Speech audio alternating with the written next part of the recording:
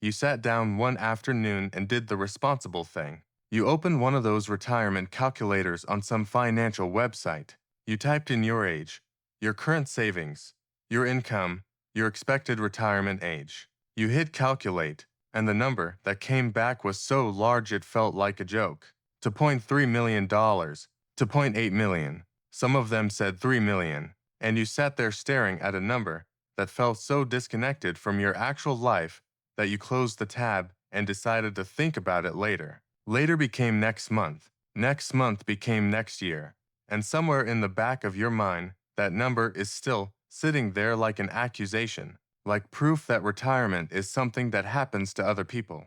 People who started earlier, people who earn more, people whose lives went differently than yours did. Here is what I need to tell you before anything else. That number the calculator gave you is probably wrong, not slightly off, structurally wrong, built on assumptions about your spending, your lifestyle, your expenses in retirement that have almost nothing to do with how most real people actually live once they stop working. The real number you need to retire comfortably in 2026 is almost certainly different from what any generic calculator told you. And understanding how to calculate your actual number, not the industry's number, not the fear-based number, your real number, is what this entire video. My name is Sig and I spend way too much time thinking about money, retirement math, and the gap between what the financial industry tells people they need and what regular people actually require to live well once they stop working. If you want honest conversations about retirement that deal in reality instead of worst-case scenario fear-mongering designed to sell you financial products, subscribe to this channel right now and give this video a thumbs up if it helps you finally see your retirement number clearly. Because clarity on this specific question changes everything about how you approach the next 10, 20, 30 years of financial decisions. Let me explain where that terrifying $2 or $3 million number actually comes from, because once you understand the math behind it, you'll understand exactly why it may not apply to you. The standard retirement calculator works like this. It takes your current income, assumes you want to replace 100% of it in retirement, multiplies that by 25 to account for a 4% annual withdrawal rate, and spits out a number. So, if you earn $100,000 a year, the calculator says you need $2.5 million saved to retire. Simple enough, but look at the assumptions baked into that calculation. It assumes you will spend in retirement exactly what you spend while working. That assumption is almost never true. When you are working, you are paying payroll taxes, contributing to retirement accounts, commuting, buying work clothes, eating lunch out, paying for child care if your kids are young, and spending money on dozens of things that simply disappear from your budget the moment you stop working. Most financial researchers who study actual retirement spending find that people spend between 60 and 80% of their pre-retirement income once they stop working, not 100%, 60 to 80. And if you own your home outright by retirement, which is the plan for many people, your housing costs drop dramatically compared to what they were during your working years. The calculator doesn't know any of this. It just multiplies your salary by 25 and calls it your number. Your real number requires more specific thinking than before we figure out your real number I need to make. Sure, you understand the 4% rule because it is the foundation of almost every retirement calculation, and most people have heard of it without actually understanding what it says.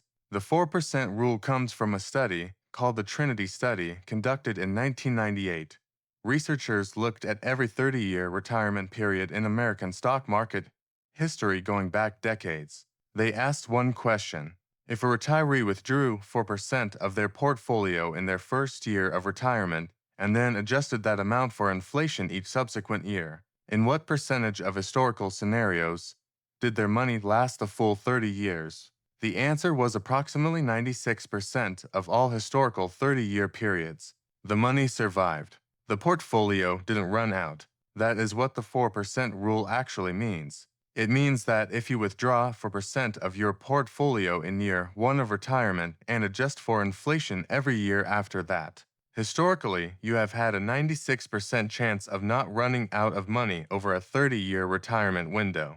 It does not mean your portfolio will grow indefinitely. It does not mean you can spend recklessly. It means 4% withdrawal has historically been a sustainable rate for 30 years, which means if you need $50,000 per year in retirement, you need $1.5 million saved. If you need $60,000, you need $1.5 million. If you need $40,000, you need $1 million. The math is simple. Once you know your actual spending number, here's the question nobody asks clearly enough. What does comfortable actually mean to you specifically in retirement?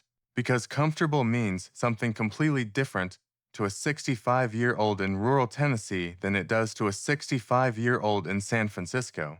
It means something different to someone with a paid-off house than to someone still renting. It means something different to someone in good health than to someone managing chronic conditions that generate significant medical expenses. The financial industry loves to sell you a universal number because a universal number is simple to market. Your actual comfortable retirement is a personal calculation that depends on where you want to live, what you want to do with your time, what your health situation looks like, whether you have dependents, whether you have debt, and dozens of other variables that a generic calculator ignores completely. So let me give you a framework for calculating your real number instead of someone else's generic one. Start by writing down what you actually spend today, not what you think you should spend, what you actually spend. Every category: housing, food, transportation, healthcare, entertainment, travel, everything. Now go through that list and identify what disappears in retirement. The commuting costs, the retirement contributions themselves, since you're drawing down, not contributing. Work clothes, lunches out, any child care, any expenses tied directly to working. Then identify what gets added. Healthcare costs typically increase significantly in retirement, especially before Medicare eligibility at 65. Travel may increase if that's something you value. Leisure activities. Then add those new expenses to what remains of your current spending. That total, adjusted for where you plan to live, is your actual retirement spending number. Multiply it by 25 and you have your real retirement target. Let me walk you through this with Marcus, because abstract math only goes so far. Marcus is 41 years old. He lives in a mid-sized Midwestern city. He currently earns $75,000 a year and spends about $62,000 of it. He has a mortgage that will be paid off by the time he's 63. He plans to retire at 65. Marcus sat down and actually did the exercise I just described. His current spending is $62,000 a year. He identified $8,000 in expenses that go away when he retires. His retirement contributions, his commuting costs, his work lunches, his work clothes. His remaining baseline spending is $54,000. He then added estimated healthcare costs of around $6,000 a year before Medicare eligibility, and that around $4,000 in supplemental insurance and out-of-pocket costs. He added a modest travel and leisure budget of $5,000 a year because he wants to actually enjoy retirement and not just survive it. He subtracted his estimated mortgage savings of $14,000 per year since the house will be paid off. Marcus's realistic annual retirement spending at approximately $49,000 a year. At the 4% rule, Marcus needs $1.25 million saved to retire comfortably, not $2.5 million, not the number the calculator gave him when he plugged in his salary. $1.25 million. That's still a real number that requires real work. But it is not an impossible number for a 41-year-old with 24 years of compounding runway ahead of him. It is a specific, reachable, calculable target that Marcus can actually build a plan around. Let me talk about Social Security, because it is either going to significantly reduce your retirement savings target or it is going to disappoint you badly depending on what happens over the next decade and how you plan for it. The average Social Security benefit in 2026 is approximately $19,800 per year. If you have consistently earned above average wages, your benefit could be $24,000, $26,000, $28,000 annually. That is real money. If you are planning to retire at 65 and your Social Security benefit is $20,000 per year, that $20,000 reduces how much your portfolio needs to generate annually, which reduces your retirement savings target. If Marcus from our earlier example gets a Social Security benefit of $20,000 per year, his portfolio only needs to cover $29,000 annually instead of $49,000. At the 4% rule, that means his target drops from 1.25 million to $725,000, nearly $500,000 less, because Social Security covers a meaningful portion of his annual need. But here is where I need to be completely honest with you about something that makes a lot of financial content creators uncomfortable. The Social Security Trustees Report projects that the Old Age Trust Fund will be depleted around 2035. Not eliminated. Depleted?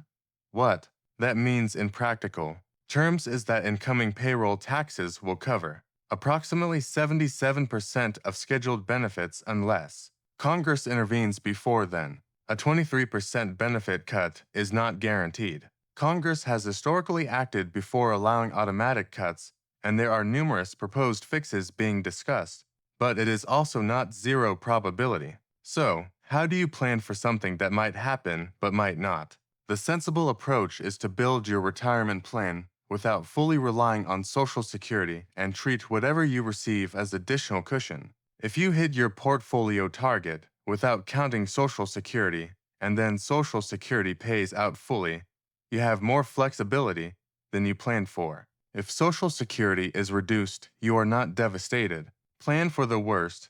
Benefit from the best. Here is the single most underestimated expense in almost every retirement plan I have ever seen, and it is the one that blows up comfortable retirements more reliably than any other variable: healthcare. According to Fidelity's most recent estimates, the average couple retiring at 65 in 2026 will spend approximately $315,000 on healthcare costs throughout retirement. That is not a typo. $315,000 over a retirement that lasts 20 to 25 years. That works out to roughly $12,000 to $15,000 per year per couple, or $6,000 to $7,000 per individual. And that number assumes you have Medicare coverage. Before you reach Medicare eligibility at 65, if you retire early, your healthcare costs can be dramatically higher. Individual marketplace insurance for a 60-year-old can cost $1,200 to $1,800 per month in premiums alone, before you factor in deductibles, co-pays, and out-of-pocket maximums. This is the expense that makes early retirement, retiring before 65, significantly more financially demanding than most people account for. If you want to retire at 60, the gap between 60 and 65 is 5 years of pre-Medicare healthcare costs that can easily run $60,000 to $90,000 in total, depending on your health situation and the coverage you need. This does not mean early retirement is impossible. It means it requires specific additional savings that many retirement calculators don't automatically include. Add healthcare as its own line item in your retirement budget. Give it a real number. Do not hope it will be manageable. Hope is not a retirement strategy. Here is something that will completely change how you think about your retirement savings target depending on when you plan to stop working. Every year you delay retirement does three things simultaneously. It gives your portfolio one more year to grow. It gives you one more year to contribute to that portfolio. And it shortens the number of years your portfolio needs to support you. The combined effect of those three things is enormous. Consider two people who both have $800,000 saved. Person A retires at 62. Person B retires at 67. Person A's portfolio needs to support potentially 25 to 30 years of retirement. Person B's portfolio needs to support potentially 20 to 25 years. But the difference goes even further. Person A retires before Medicare eligibility, which means 5 years of expensive private health insurance. Person B steps directly into Medicare. Person A begins drawing Social Security early at a permanently reduced benefit.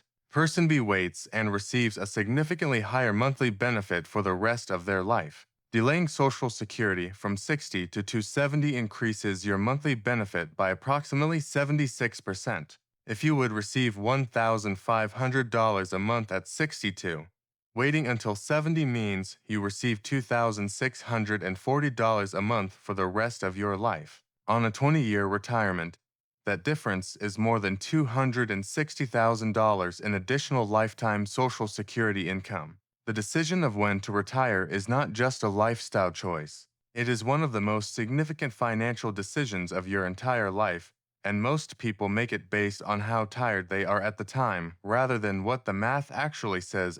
Not everyone wants the same retirement, and the financial target varies significantly depending on which version you're actually building toward. Let me walk through 3 realistic retirement models and what each one actually costs in 2026. The first is what I call the stable retirement. This is the retirement most people envision when they imagine stopping work. A paid-off home, reasonable spending on food, utilities, healthcare, some travel, some leisure, no financial stress, no going back to work, just living comfortably on a combination of portfolio, withdrawals, and Social Security. For a single person in a moderate cost of living area, this typically requires annual spending of around $40,000 to $55,000. At the 4% rule and accounting for Social Security, that means a portfolio of somewhere between $500,000 and $1 million depending on your Social Security benefit and your specific expenses. For a couple, the number scales up, but Social Security also scales up since both partners typically receive benefits.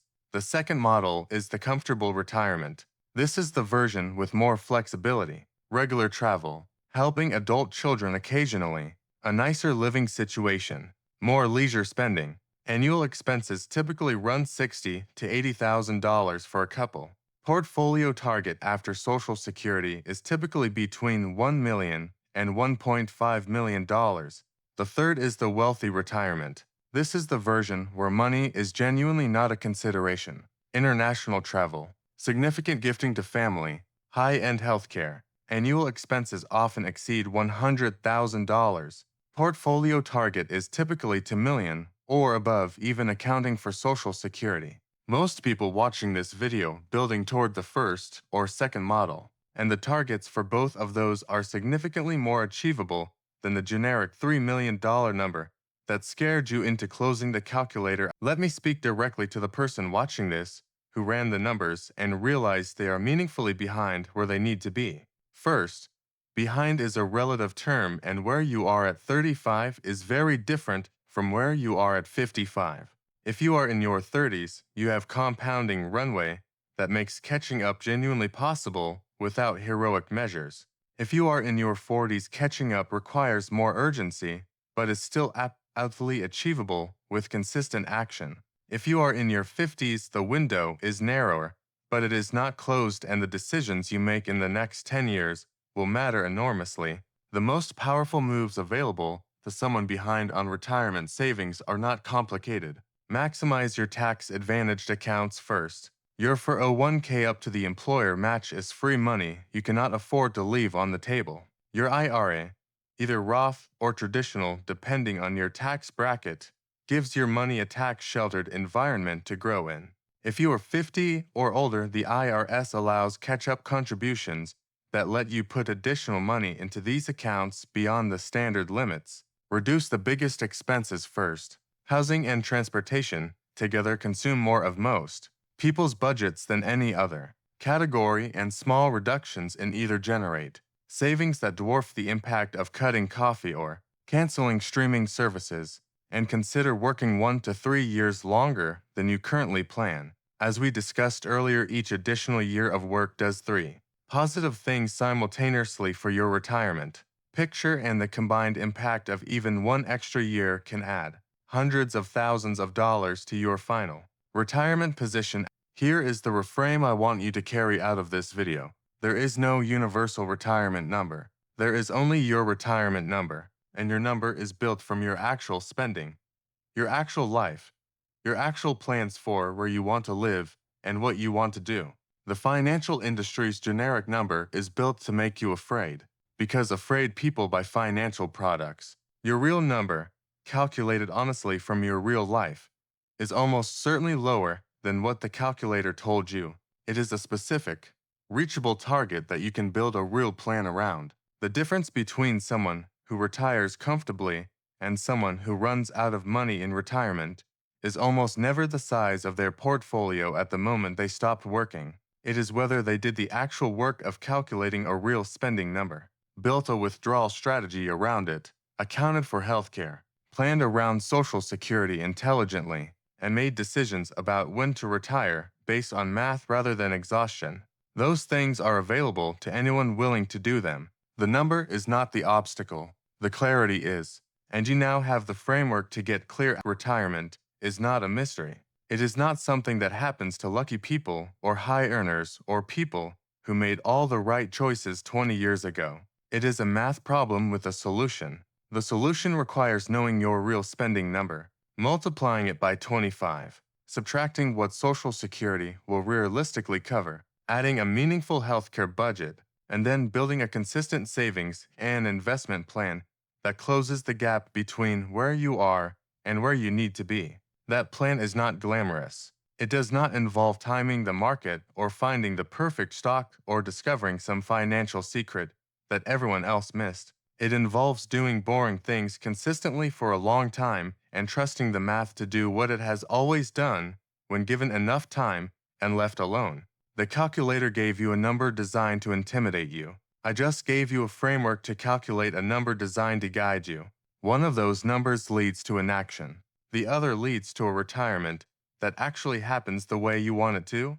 The choice of which number you use is yours.